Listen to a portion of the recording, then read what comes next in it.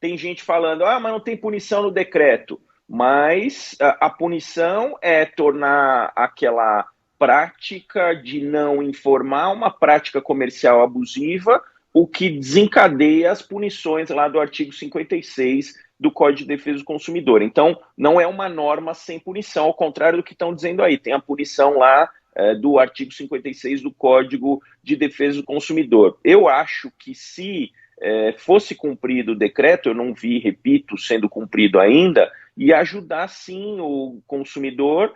Eu, por exemplo, tenho ficado atento para a variação do preço do combustível e eu acho que essa diferença entre o preço do dia 22 de junho e de hoje seria um elemento a mais para o consumidor. Mas eu acho também que o objetivo foi também facilitar, por exemplo, denúncias de consumidores para reclamações nos PROCONs, porque tem uma prática abusiva, Ellen e Agatha, que é elevar sem justa causa o preço de produtos. Então, o PROCON pode fiscalizar essa prática, mas não significa que teve lá uma diminuição de ICMS, que isso automaticamente tenha que ser repassado na forma de desconto, porque tem outros elementos, tem, por exemplo, o dissídio coletivo que aumentou, tem outros custos que aumentaram nesse mesmo período.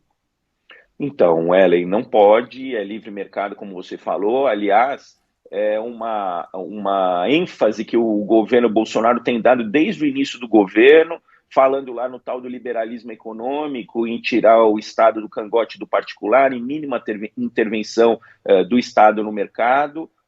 Mas se aumenta, se diminui o ICMS numa carga muito grande, um pouquinho de desconto tem que repassar, porque quem não repassa o desconto, a gente pode dizer que está especulando sobre o preço do combustível. Eu acho que o principal ponto que os PROCONs têm que fiscalizar é formação de cartel. A gente tem determinados bairros, determinadas cidades que não tem variação nenhuma do preço do combustível. Tá claro ali que o preço é combinado. Você vai em determinadas avenidas de grandes cidades, você vê que todos os postos têm o preço igual até nos centavos. Isso indica a formação do cartel. Isso é muito mais importante de fiscalizar. Agora a gente está falando de aumento de preço, por exemplo, com esse novo Auxílio Brasil, já liberaram, lá o Senado liberou lá o empréstimo consignado em cima do Auxílio Brasil. Os bancos estão praticando 98% de juros. Então, quer fiscalizar aumento? Vai para cima de banco que tem lá 98% de aumento. O lucro do banco é muito mais exagerado que os postos de combustíveis. Não que não tenha que fiscalizar postos de combustível, mas banco também está precisando de uma atenção dos órgãos de defesa do consumidor. Tem lá a prática abusiva, Agatha, lá do artigo 39, inciso 10 do Código do Consumidor, que é elevar sem justa causa o preço do produto. Na medida em que diminui o preço do ICMS e não é repassado qualquer redução do ICMS para os consumidores, a gente pode falar nessa prática abusiva, sim. Agora você está falando dessa pequena cidade aí de Minas Gerais, que não é nada diferente das pequenas cidades do resto do Brasil.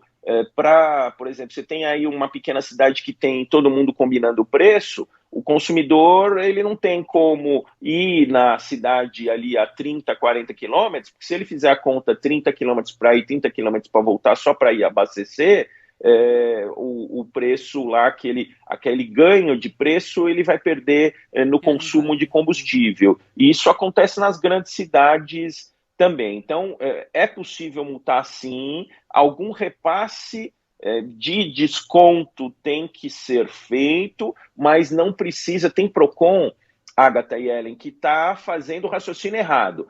Diminuiu 5% do ICMS, tem que repassar 5% de redução do preço para o consumidor. Não é automático, não precisa ser automático, mas precisa ter uma redução sim, senão a gente pode falar na prática abusiva do 39, inciso 10 do Código do Consumidor.